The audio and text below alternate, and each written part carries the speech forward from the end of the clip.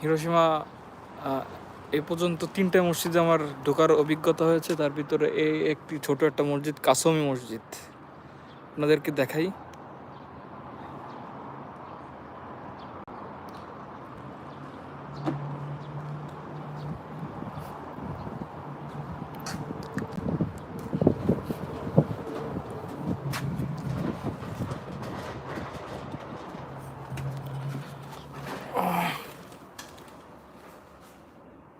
ছোট পরিসরে সুন্দরভাবে গোছানো এবং পরিপাটি মসজিদটি।